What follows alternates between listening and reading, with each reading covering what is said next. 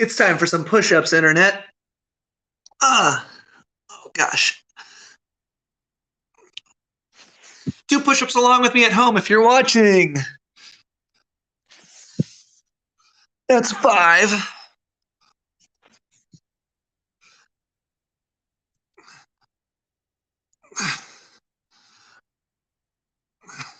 Here's 10.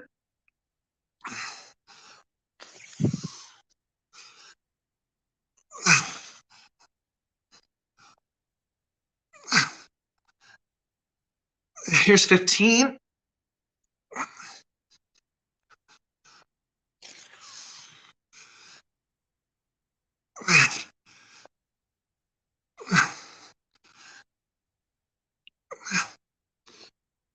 All right. There's 20. What's up, internet? How's your day going so far? Mine's been slow, and that's okay. I do just want to share. I need to get back in the push-up habit. And actually, I was sitting here journaling, and I was writing, I really need to do push-ups. But I kind of didn't want to.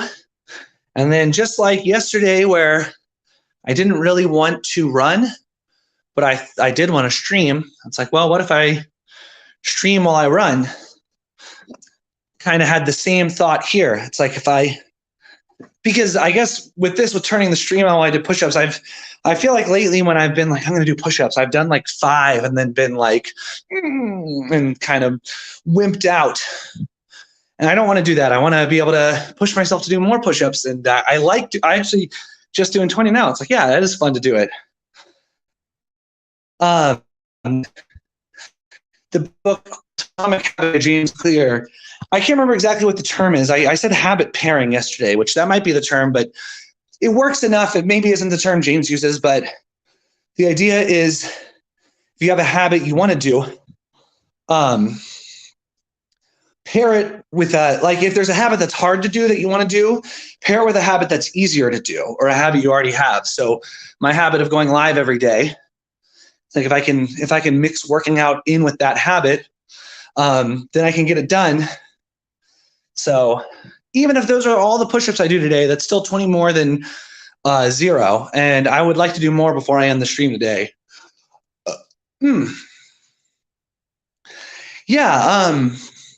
I don't really know exactly what I want to talk about today. We lost the firewood barbecue gig, which is okay. I was honestly grateful and surprised that it lasted as long as it did. And Luke has been really on top of looking for another spot, which is really cool.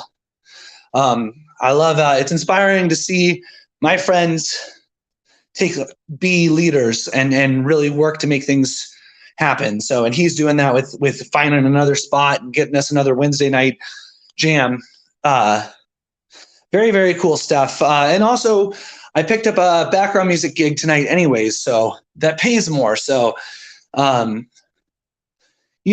do really see how money has a tendency to work itself out as long as you're making wise choices. But it can be easy to slip into a lack mindset and a starvation mindset and think like, oh, I have to say yes to certain gigs because otherwise I won't make rent. But I find that as I'm more picky about the gigs I get more gigs that fit that parameter. I've been picky about getting wedding gigs that only pay above a certain threshold, and I've been getting more wedding gigs that pay that much. Yeah, I'm pacing back and forth. I had a coaching session yesterday and had some really cool moments. One thing that came up was that I've believed that safety squad gigs can't make any money. I believe that I have to make money doing cover bands and weddings and stuff. And I'm switching that belief to say, actually, like, I say that, but at the same time, like, I do believe that there are places with budgets for bands that if they got to see how awesome Safety Squad was, they would want to pay us. And that I actually bet that there are hundreds of spots that have a budget of like $2,000 for a band and a built-in crowd and would want Safety Squad to come play if they knew we wanted to come play. And it's like, what if I could set up a schedule for next year where every Friday and Saturday Safety Squad is playing a gig that pays at least $2,000? And I'm just realizing, like, I think that's like a real way to let a bunch of chips fall into place. Like, because every time we play, if we play for a room of 100 people, I'm pretty confident that at least 20% and up to 50% of those people would become lifelong fans. I was watching this comedian, Jessica Kirsten, do this wildly offensive song and joke about the Holocaust. It was hilarious. And halfway through the joke, she stops and she's like, I love how half the crowd isn't laughing. She's like, here's the deal though, folks. She's like, half of you hate me and are never going to want to see me again. And the other half of you are going to follow me for the rest of my career. And I love that confidence she had. And I definitely think there's some of that energy with what I do with Safety Squad. Like, you know, like fighting Neil in the middle of the gig is something that I could see some people, maybe some jazz purists, some traditionalists, really disliking. And I know other people are like, that's hilarious and crazy and awesome, and I want to see more of that. And yeah, if we played for live shows for 200 people every week, I think 50 to 100 of them would start checking out the music regularly and sharing the music with their friends. And maybe instead of being stuck and trying to like win an internet lottery and make something go viral, not that I'm going to stop making videos because I like it and it's helpful, I could focus on booking more live shows and that there are spots that have money to pay bands to come play. I think one thing that made me defeated was like the tours I did in the past. I was always like booking bars where like your pay was dependent on the people you could bring. And so I'd book a bar gig in Philadelphia where we had no fans and we'd play for no one and make no money. And it just seemed like impossible. And it's like, well, maybe there's other things we can play for that actually will be more beneficial than that. And that came out from a life coaching conversation, from having someone that I pay to listen deeply and ask me questions that get me thinking in ways I wouldn't think before. Yeah, let's do another 20 or 25 push-ups. I think I did 20 before. Let's see if I can do another 20. What's up, two people? If you are wanting to take control of your health and you know you haven't been, now is a good opportunity to do some push-ups with me. And if you can't do a regular push-up, you can do a push-up from your knees, which don't hurt yourself. Start there if you haven't done push-ups in years. I might switch to that if it gets tough, just to get myself to 20. Here we go, folks. Bitches.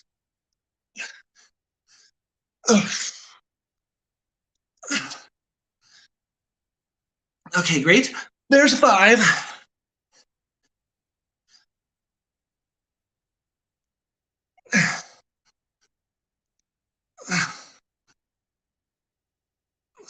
Here's 10.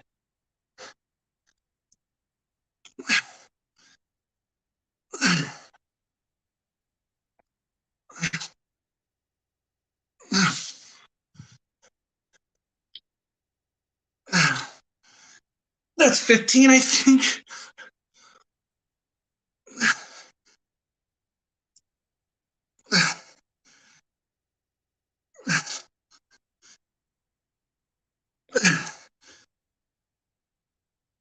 Let's go.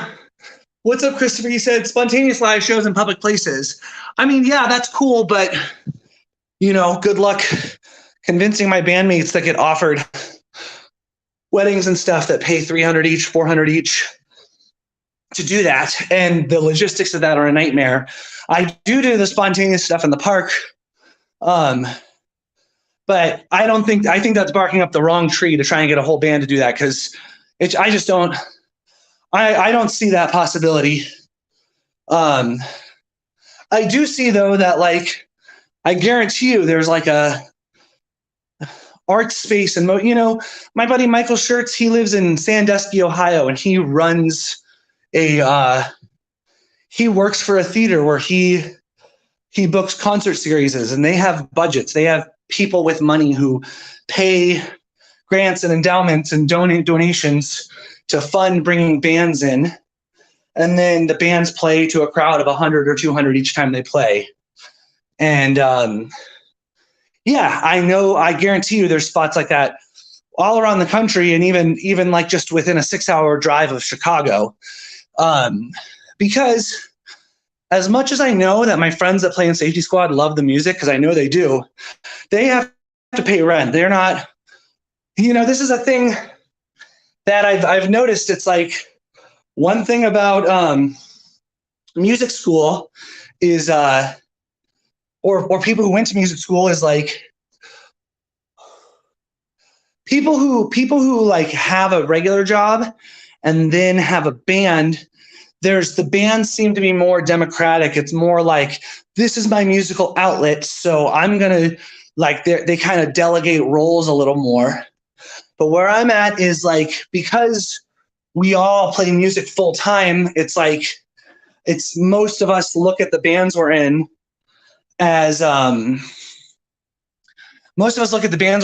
of as like just like another thing. And it's like we fill our schedule with a whole bunch of different stuff. And I have struggled with trying to find like the democratic way of running a band. And I do think I have a tendency to put all of it on my shoulders, and I could probably ask my bandmates and friends for more input and decisions and stuff. But yeah, it's just different. It's like, I have friends in a band that has a pretty big following, and they all also, I think, have other like day jobs to help make bills get paid. But like in between, like they, like I find it hard to get a band to do a weekly rehearsal or whatever when all of us are freelancers.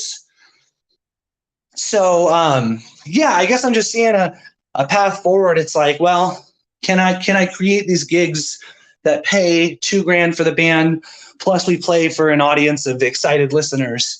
Because that seems like a way.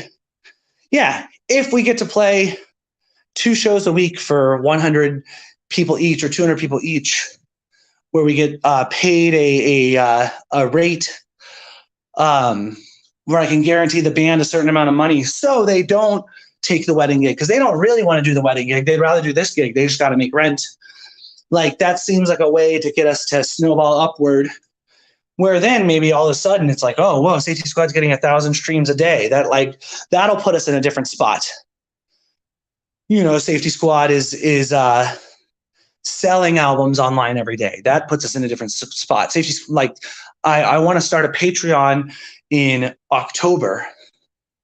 And if I had a Patreon that got up to a couple hundred people and it making $1,000, $2,000, $3,000 a month, that is a different ball game. So anyways, that's where I'm at. I'm going to get off here. I just did 40 push-ups. So that's more than I would have done if I didn't do them in my live stream. So anyways, we got our show September 22nd at Epiphany Center for the Arts. I'm really excited about that one. The new music sounds really good.